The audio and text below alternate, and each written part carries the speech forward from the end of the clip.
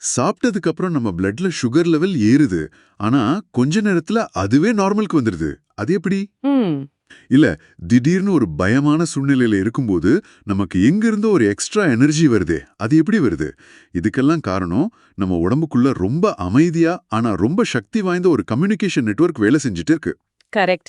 அந்த கம்யூனிகேஷன் நெட்வொர்க்கை இயக்குறது chemical messengers. Chemical messengers. ஆமா.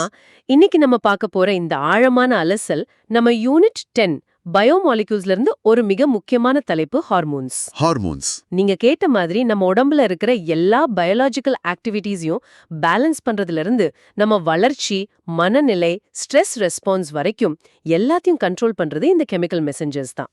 அப்போ இந்த ஹார்மோன்களை நம்ம உடம்போட இரகசிய தூதுவர்கள்னு சொல்லலாமா?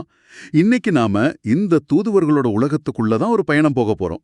அவங்க எப்படி வேலை செய்யறாங்க, என்னென்ன முக்கியமான செய்திகளை பரிமாறிக்கிறாங்க? ஆ அந்த செய்திகள்ல ஏதாவது கோளாறு ஏற்பட்டா என்ன ஆகும்னு விரிவாக பார்க்கலாம். சரி, முதல்ல ஆரம்பிக்கலாம். இந்த ஹார்மோன்ஸ்னா என்ன? ரொம்ப எளிமையா எப்படி புரிஞ்சுக்கிறது? ரொம்ப எளிமையா சொல்லணும்னா ஹார்மோன்ஸ்ங்கிறது நம்ம உடம்போட கெமிக்கல் மெசஞ்சர்ஸ். ஓகே. நம்ம உடம்புக்குள்ள எண்டோக்ரைன் கிளான்ஸ் அப்படின்னு சில சிறப்பு சுரப்பிகள் இருக்கு. இந்த கிளான்ஸ்ல தான் இந்த ஹார்மோன்கள் உருவாகுது.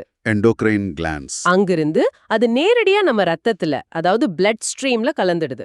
ஓகே, அப்போ இந்த கிளான்ஸ் தான் போஸ்ட் ஆபீஸ் மாதிரி. அங்கிருந்து கடிதம், அதாவது ஹார்மோன் கிளம்புது. அப்போ ரத்தம் தான் அந்த கடிதத்தை எடுத்துட்டு போகும். போஸ்ட்மேன். அருமையான அனாலஜி. போஸ்ட்மேன், சரியா? கரெக்ட். இந்த ரத்தம் என்கிற போஸ்ட்மேன் இந்த ஹார்மோன் என்கிற கடிதத்தை எடுத்துக்கிட்டு உடம்பு முழுக்க பயணம் செய்யும். ஆனா அந்த கடிதம் எல்லாருக்கும் இல்ல. அப்படியா? யாருக்கு அந்த இன்ஸ்ட்ரக்ஷனை கொடுக்கணுமோ அந்த குறிப்பிட்ட இடத்துக்கு, அதாவது சைட் ஆஃப் ஆக்ஷனுக்கு மட்டும் கொண்டு போய் சேர்க்கும். மத்த செல்கள் அந்த கடிதத்தை படிச்சு கூட பார்க்காது. இது கேட்கவே சுவாரஸ்யமா இருக்கு. அப்போ பாடப்புத்தகத்துல இருக்கிற மாதிரி ஒரு சரியான டெஃபினிஷன் சொல்லணும்னா எப்படி சொல்றது? நிச்சயமா. Hormones R molecules that act as intercellular messengers. Intercellular messengers. அதாவது செல்களுக்கு இடையில் சேதி பரிமாற்றம் செய்பவை. These are produced by endocrine glands in the body and are poured directly in the bloodstream, which transports them to the site of action. இதுதான் அதோட மிக சரியான வரையறை. சரி, இந்த மெசேஜிங் சிஸ்டம் எப்படி வேலை செய்யுதுன்னு ஒரு உதாரணத்தோட பார்த்தா இன்னும் நல்லா புரியும்னு நினைக்கிறேன். நம்ம ஆரம்பத்துல பேசின அந்த பிளட் சுகர் விஷயத்தையே எடுத்துக்கலாமே. கண்டிப்பா. இத ஒரு காட்சியாவே கற்பனை பண்ணி பாருங்க. நீங்க இப்போ ஒரு இனிப்பு சாப்பிடுறீங்க. உடனே உங்க ரத்தத்துல குளுக்கோஸ் லெவல் அதிகமாகுது. இது நம்ம உடம்புக்கு ஒரு சிக்னல். உடனே உங்க வயித்துல இருக்கிற பான்கிரியாஸ்ங்கிற எண்டோக்ரைன் கிளாண்ட், அதாவது நம்மளோட போஸ்ட் ஆபீஸ், ஒரு அவசர மெசேஜ் அனுப்புது. அந்த மெசேஜ் பேரு? அந்த மெசேஜ் பேரு தான் இன்சுலின். ஓகே, பான்கிரியாஸ்ல இருந்து இன்சுலின் கிளம்பிடுச்சு. இப்போ இந்த இன்சுலின்ங்கிற மெசஞ்சர் என்ன பண்ணும்? இந்த இன்சுலின் ரத்தம் வழியா பயணம் செஞ்சு நம்ம உடம்புல இருக்கிற கோடிக்கணக்கான செல்களோட கதவை தட்டும். தட்டி ஹலோ, ரத்தத்துல நிறைய குளுக்கோஸ் இருக்கு, அதாவது எக்கச்சக்கமான எனர்ஜி சப்ளை வந்திருக்கு, உங்க கதவை திறந்து இந்த குளுக்கோஸை உள்ள எடுத்து ஸ்டோர் பண்ணிக்கோங்க. ஓ, அப்போ செல்களும் உடனே கேட்டுக்குமா? உடனே செல்களும் அந்த குளுக்கோஸை உள்ள இழுத்துக்கும். இதனால ரத்தத்துல இருந்த அதிகப்படியான குளுக்கோஸ் குறைஞ்சு பிளட் சுகர் லெவல் திரும்பவும் நார்மலுக்கு வந்துடும். இது ஒரு ஆட்டோமேட்டிக் கண்ட்ரோல் சிஸ்டம் மாதிரி. வாவ். அப்போ இந்த மாதிரி ஒரு மெசேஜிங் சிஸ்டம் மட்டும் இல்லைனா நம்ம உடம்புல இருக்கிற கோடிக்கணக்கான செல்களும் தனித்தனியா யாரு என்ன பண்றாங்கன்னே தெரியாம ஒரு குழப்பத்துல இயங்கிட்டு இருக்கும். மிகச்சரியா சொன்னீங்க. இந்த ஒருங்கிணைப்பு இல்லைனா நம்ம உடம்புல வளர்ச்சி, அதாவது growth, அப்புறம் வளர்சிதை மாற்றம், மெட்டபாலிசம், மெட்டபாலிசம், அப்புறம் ரீப்ரொடக்ஷன் மாதிரியான எந்த ஒரு பெரிய வேலையும் ஒழுங்கா நடக்காது. உடம்போட ஹார்மனி மற்றும் சிங்க்ரோனஸ் ப்ராக்ரஸ்க்கு இந்த ஹார்மோன்கள் தான் மிக முக்கிய காரணம். இந்த இன்சுலின் கதை கேட்கவே ஒரு மேஜிக் மாதிரி இருக்கு. இது நம்ம உடம்புல நடக்கிற ஒரு முக்கியமான உரையாடல். இது போல வேற என்னென்ன முக்கியமான உரையாடல்கள் நம்ம உடம்புக்குள்ள ஹார்மோன்கள் மூலமா நடந்துகிட்டே இருக்கு? பல உரையாடல்கள் இருக்கு. நாம இப்போ பார்த்தது எனர்ஜி ஸ்டோரேஜ் பத்தின உரையாடல். இதுக்கு அப்படியே எதிர்மறையான ஒரு உரையாடலும் உண்டு. எதிர்மறையாவா? ஆமா. நீங்க ரொம்ப நேரமா சாப்பிடாம இருக்கீங்க, உங்க பிளட் சுகர் லெவல் ரொம்ப குறையுதுன்னு வைங்க. அப்போ அதே பான்கிரியாஸ்ல இருந்து குளூக்ககான் அப்படின்னு இன்னொரு மெசஞ்சர் அனுப்பப்படும். ஓ, இது வேற ஒரு மெசஞ்சரா? இதோட மெசேஜ் என்ன? இதோட மெசேஜ், டீம், நம்ம கிட்ட எனர்ஜி சப்ளை கம்மியா இருக்கு, ஏற்கனவே ஸ்டோர் பண்ணி வச்சிருக்கிற குளுக்கோஸை வெளியே எடுத்து ரத்தத்துல விடுங்க அப்படின்னு சொல்றது. அப்போ இன்சுலின் வந்து சேமிக்க சொல்லுது, குளுக்கோகான் வந்து செலவு பண்ண சொல்லுது. எக்ஸாக்ட்லி. ஆக இன்சுலினும் குளுக்கோகானும் ஒருத்தருக்கு ஒருத்தர் பேசி நம்ம பிளட் குளுக்கோஸ் லெவல ஒரு குறுகிய எல்லைக்குள்ள, அதாவது ஒரு நேரோ லிமிட்குள்ள ரொம்ப சரியா வச்சுக்குது. இது ஒரு அற்புதமான பேலன்சிங் ஆக்ட். சரி, இது தினசரி நடக்கிற எனர்ஜி மேனேஜ்மெண்ட். நான் ஆரம்பத்துல கேட்ட மாதிரி அந்த அவசர காலத்துல வர சக்திக்கு என்ன காரணம்? ஒரு நாயை பார்த்து பயந்து ஓடும்போது வர அந்த அட்ரினாலின் ரஷ் பத்தி சொல்லுங்களேன். அது நம்ம உடம்போட எமர்ஜென்சி பிராட்காஸ்ட் சிஸ்டம். நாம பயப்படும் போதோ இல்ல ரொம்ப அவசரமான சூழ்நிலையிலயோ நம்ம சிறுநீரகத்துக்கு மேல இருக்கிற அட்ரினல் கிளாண்ட்ஸ்ல இருந்து அட்ரினல் கிளாண்ட்ஸ். ஆமா, அங்கிருந்து எபினெஃப்ரின் மற்றும் நார் எபினெஃப்ரின் அப்படிங்கிற ஹார்மோன்கள் உடனே ரிலீஸ் ஆகும். இது ஒரு குறிப்பிட்ட செல்லுக்கு போற மெசேஜ் மாதிரி இல்ல, இது ஒரு ஒலிபெருக்கி மாதிரி. லவுட் ஸ்பீக்கர் மாதிரி. ஆமா, உடம்பு முழுக்க ஒரு அவசர அறிவிப்பு வெளியிடும். அந்த அவசர அறிவிப்பு என்ன சொல்லும்? அது ரெட் அலர்ட், எல்லோரும் கவனியுங்கள், ஒரு ஆபத்தான சூழ்நிலை, இதயம் வேகமாக துடிக்கணும், நுரையீரலுக்கு அதிக ஆக்சிஜன் தேவை, தசைகளுக்கு உடனடி சக்தி தேவை. அப்ப மத்த வேலைகள்? செரிமானம் மாதிரியான முக்கியமில்லாத வேலைகளை தற்காலிகமா நிறுத்தி வைங்க அப்படின்னு ஒரு உத்தரவு போடும். இதுதான் நமக்கு அந்த ஃபைட் ஆர் ஃப்ளைட் ரெஸ்பான்ஸை கொடுத்து அந்த சூழ்நிலையை சமாளிக்க தேவையான உடனடி சக்தியை கொடுக்குது. இன்கிரெடிபிள். அப்போ தினசரி நிர்வாகத்துக்கு ஒரு சிஸ்டம், அவசர காலத்துக்கு ஒரு சிஸ்டம், இது தவிர வளர்ச்சி, பாலின பண்புகள் மாதிரியான லாங் டேர்ம் ப்ராஜெக்ட்ஸ்க்கு எப்படி ஹார்மோன்ஸ் உதவுது? நல்ல கேள்வி. இது நம்ம உடம்போட லாங் டேர்ம் பிளானிங் டிபார்ட்மெண்ட். நம்ம வளர்ச்சிக்கு growth ஹார்மோன்ஸ் ரொம்ப முக்கியம். இது நம்ம எலும்புகள், தசைகள் சரியான விகிதத்துல வளர உதவுது. ஓகே. அதே மாதிரி ஆண்களுக்கு டெஸ்டாஸ்டரோனும் பெண்களுக்கு ஈஸ்ட்ரடியாலும் செகண்டரி செக்ஸ் கேரக்டர்ஸ்க்கு காரணம். செகண்டரி செக்ஸ் கேரக்டர்ஸ்னா அப்படின்னா என்ன?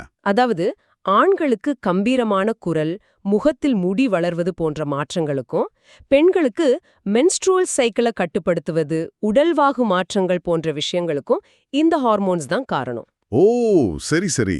சுருக்கமா சொன்னா இந்த ஹார்மோன்கள் தான் ஒரு ஆண்கும் பெண்கும் உரிய தனித்துவமான உடல் பண்புகளை உருவாக்குது. அப்போ இன்சுலின், எபினெஃப்ரின், டெஸ்டாஸ்டிரோன்னு பலவிதமான மெசஞ்சர்ஸ் இருக்காங்க. இவங்க அனுப்புற மெசேஜ்களும் வேற வேற.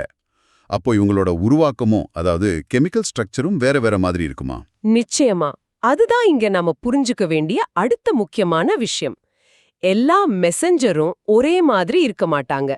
இதுல முக்கியமா 3 வகைகள் இருக்கு. என்னென்ன வகைகள்? முதல் வகை ஸ்டீராய்ட்ஸ். ஈஸ்ட்ரோஜன்ஸ், ஆண்ட்ரோஜன்ஸ், டெஸ்டாஸ்டிரோன் இதெல்லாம் ஸ்டீராய்டு ஹார்மோன்ஸ். இவை கொழுப்பிலிருந்து உருவாகப்பவை. ஓகே. இரண்டாவது வகை? இரண்டாவது வகை பாலிபெப்டைட்ஸ். இவை புரதங்களால் ஆனவை. நம்ம இன்சுலின், என்டார்பின்ஸ் இதெல்லாம் இந்த வகையை சேர்ந்தவை. இவை நிறைய அமினோ ஆசிட்ஸ் ஒன்னு சேர்ந்து உருவான பெரிய மாலிக்யூல்ஸ். மூன்றாவது வகை அமினோ ஆசிட் டெரிவேட்டிவ்ஸ். எபினெஃப்ரின், நாரெபினெஃப்ரின் போன்றவை ஒரே ஒரு அமினோ ஆசிட்ல இருந்து உருவானவை. இந்த 3 வகைகளும் அதோட வேலையை செய்யற விதமும் வித்தியாசப்படும். அது எப்படி வித்தியாசப்படும்? இந்த கெமிக்கல் ஸ்ட்ரக்சருக்கும் அது வேலை செய்யற விதத்துக்கும் என்ன சம்பந்தம்? ரொம்ப முக்கியமான கேள்வி. இதையும் ஒரு அனாலஜி மூலமா புரிஞ்சுக்கலாம். பாலிபெப்டைட் ஹார்மோன்கள், அதாவது இன்சுலின் மாதிரி புரதங்களால் ஆனவை, உருவத்துல பெருசு. அதனால அதால செல்லுக்குள்ள நேரடியா போக முடியாது. அது செல்லோட வெளிப்பக்க கதவுல இருக்கிற காலிங் பெல்ல அழுத்தும். காலிங் பெல் மாதிரி? ஆமா. உடனே செல்லுக்குள்ள இருக்கிற ஆள், ஓ வெளியிருந்து மெசேஜ் வந்திருக்கு அப்படின்னு புரிஞ்சுக்கிட்டு அதுக்கேத்த மாதிரி வேலை செய்ய ஆரம்பிப்பான். சரி, அப்போ ஸ்டீராய்டு ஹார்மோன்கள் அதுவும் இதே மாதிரி தானா? இல்ல. ஆனா ஸ்டீராய்டு ஹார்மோன்கள், அதாவது டெஸ்டோஸ்டெரான் மாதிரி கொழுப்பால் ஆனவை, உருவத்துல சின்னது. அதுகிட்ட செல்லுக்குள்ள போறதுக்கு ஒரு ஸ்பெஷல் பாஸ் இருக்கு. Special pass? ஆமா. அதனால அது காலிங் பெல் எல்லாம் அழுத்தாது. நேரடியா செல்லுக்குள்ளேயே நுழைஞ்சு செல்லோட கண்ட்ரோல் ரூம், அதாவது நியூக்ளியஸ் கிட்டேயே போய் இந்த வேலையை செய் அப்படின்னு நேரடியா உத்தரவு போடும். ஓ, அப்போ அதோட எஃபெக்ட் ரொம்ப பவர்ஃபுல்லா இருக்குமா? கரெக்ட். இதனால ஸ்டெராய்டு ஹார்மோன்களோட விளைவுகள் பெரும்பாலும் ரொம்ப சக்தி வாய்ந்ததாகவும் நீண்ட காலம் நீடிக்கக்கூடியதாகவும் இருக்கும். Fantastic explanation. அப்போ ஒரு மெசஞ்சரோட வடிவமைப்பு அது எப்படி செய்தியை கொண்டு சேர்க்குங்கிறதே தீர்மானிக்குது. இந்த சிஸ்டம் எவ்வளவு நிகுத்தமா இயங்குது. ஆனா இந்த சிஸ்டம்ல ஏதாவது கோளாறு ஏற்பட்டா என்ன ஆகும்? ஒருவேளை இந்த ஹார்மோன் உற்பத்தி சரியா நடக்கலன்னா? அப்படி நடந்தா அது உடம்புல பெரிய பிரச்சனைகளை உருவாக்கும். உதாரணத்துக்கு நம்ம ஸ்ட்ரெஸ் ரெஸ்பான்ஸ்க்கு காரணமான அட்ரீனல் கார்டெக்ஸ் கிளாண்ட் சரியா வேலை செய்யலன்னு வச்சுக்கோங்களேன். அதால குளூக்கோகார்டிகாய்ட்ஸ் மற்றும் மினரலோகார்டிகாய்ட்ஸ் அப்படிங்கிற முக்கியமான ஹார்மோன்களை சுரக்க முடியாது. இதனால ஆடிசன்ஸ் டிசீஸ் அப்படின்னு ஒரு நோய் வரலாம். ஆடிசன்ஸ் டிசீஸ் அதோட அறிகுறிகள் என்ன? அந்த ஹார்மோன் இல்லாததால உடம்புக்கு என்ன பாதிப்பு? அந்த ஹார்மோன்கள் நம்ம உடம்போட ஸ்ட்ரெஸ்ஸை சமாளிக்கவும் சுகர் லெவலை மெயின்டைன் பண்ணவும் ரொம்ப முக்கியம். அது சுரக்காத போது ஹைப்போகிளைசீமியா, அதாவது ரத்தத்துல சர்க்கரை அளவு ரொம்ப குறைஞ்சு போறது, ஓ பயங்கரமான துர்பலத்தா, அப்புறம் சின்ன ஸ்ட்ரெஸ்ஸை கூட தாங்க முடியாத தன்மை ஏற்படும். இதுக்கு சரியா அந்த ஹார்மோன்களை வெளியேந்து ட்ரீட்மெண்டா கொடுக்கலனா உயிருக்கே ஆபத்தாகிவிடும். கேட்கவே கவலையா இருக்கு. இது போல வேற ஏதாவது சுவாரஸ்யமான ஆனா அதே சமயம் நம்ம தெரிஞ்சுக்க வேண்டிய உதாரணம் இருக்கா? இருக்கு. நம்ம கழுத்து பகுதியில பட்டாம்பூச்சி வடிவத்துல ஒரு சின்ன கிளாண்ட் இருக்கு. அதுதான் தைராய்டு கிளாண்ட். தைராய்டு கிளாண்டா? கேள்விப்பட்டிருக்கேன். அதிலிருந்து வர தைராக்சின் ஹார்மோன் நம்ம உடலோட மெட்டபாலிசம், அதாவது எனர்ஜி கன்சம்ஷனை கட்டுப்படுத்துற ஒரு முக்கியமான மெசஞ்சர். இந்த தைராக்சின் சரியா சுரந்தாதான் நம்ம சுறுசுறுப்பா இருப்போம். இது குறைஞ்சா உடம்புல லெதார்ஜி, ஒபெசிட்டி, அதாவது மந்தத்தன்மையும் உடல் பருமனும் வரும். இந்த தைராக்சின் சுரக்காம போறதுக்கு என்ன காரணம்? இந்த தைராக்சின் ஹார்மோனை உருவாக்குறதுக்கு அந்த கிளாண்டுக்கு ஒரு முக்கியமான மூலப்பொருள் தேவை. அதுதான் அயோடின். அயோடின் உப்புல இருக்குமே, அதுவா? அதேதான். நம்ம சாப்பாட்டுல அயோடின் சத்து குறைஞ்சா அந்த கிளாண்டால தைராக்சினை உருவாக்க முடியாது. ஆனா அது உருவாக்க முயற்சி பண்ணிக்கிட்டே இருக்கும். அந்த முயற்சியில அந்த கிளாண்டு வீங்கி பெருசாயிடும். ஓ, இதுக்கு பேரு தான் காய்டர், அதாவது கழுத்துக்கழலை நோய். பாருங்க, நம்ம சாப்பாட்டுல இருக்கிற ஒரு சின்ன அயோடின் குறைபாடு எவ்வளோ பெரிய பாதிப்பை ஏற்படுத்துதுன்னு. அதனாலதான் அரசாங்கம் உப்புல அயோடின் கலந்து கொடுக்கறத உறுதி செய்யுது. இது உண்மையிலேயே ஒரு ஆழமான பார்வை. அப்போ இந்த முழு உரையாடலையும் தொகுத்து பார்த்தா நம்ம மாணவர்கள் கண்டிப்பா ஞாபகம் வச்சுக்க வேண்டிய சில முக்கியமான டேக்அவேஸ் என்னென்ன? நிச்சயமா. இத எக்ஸாம் பாயிண்ட்ஸா பார்க்காம நம்ம உடம்ப பத்தின ஆச்சரியமான உண்மைகளா பார்க்கலாம். 1. சொல்லுங்க. ஹார்மோன்ஸ் என்பவை எண்டோக்ரைன் கிளாண்ட்ஸில் உருவாகி நேரடியாக இரத்தத்தில் கலக்கும் கெமிக்கல் மெசஞ்சர்ஸ். இதுதான் அடிப்படை. நம்ம உடம்போட இன்டர்னல் வாட்ஸ்ஆப் இதுதான். சரி, 2வது. அவற்றின் கெமிக்கல் நேச்சர் 3 வகைப்படும்: ஸ்டீராய்ட்ஸ், பாலிபெப்டைட்ஸ் மற்றும் அமினோ ஆசிட் டெரிவேட்டிவ்ஸ். மெசேஜோட வகை அது எப்படி டெலிவர் ஆகுங்கிறத தீர்மானிக்குது. ஓகே, அப்புறம் 3வது, இன்சுலின் மற்றும் குளூகோகான் இரண்டும் சேர்ந்து நம்ம பிளட் குளுக்கோஸ் லெவலை ரெகுலேட் செய்கின்றன. இது நம்ம உடம்போட எனர்ஜி பட்ஜெட்டை நிர்வகிக்கிற உரையாடல். கரெக்ட். 4வது, டெஸ்டாஸ்டரோன் ஆண்களுக்கும் எஸ்ட்ரடையால் பெண்களுக்கும் முக்கியமான செக்ஸ் ஹார்மோன்ஸ். இது நம்ம உடலோட நீண்ட கால வளர்ச்சி திட்டங்களை செயல்படுத்துது. 5வது, அயோடின் குறைபாட்டால் தைராக்சின் சுரப்பு குறைந்து காய்டர் நோய் ஏற்படுகிறது. ஆமா, இது ரொம்ப முக்கியமான பாயிண்ட். ஆமா, சரியான மூலப்பொருள் இல்லைனா மெசேஜ் உருவாக்க முடியாதுங்கிறதுக்கு இது ஒரு சிறந்த உதாரணம்.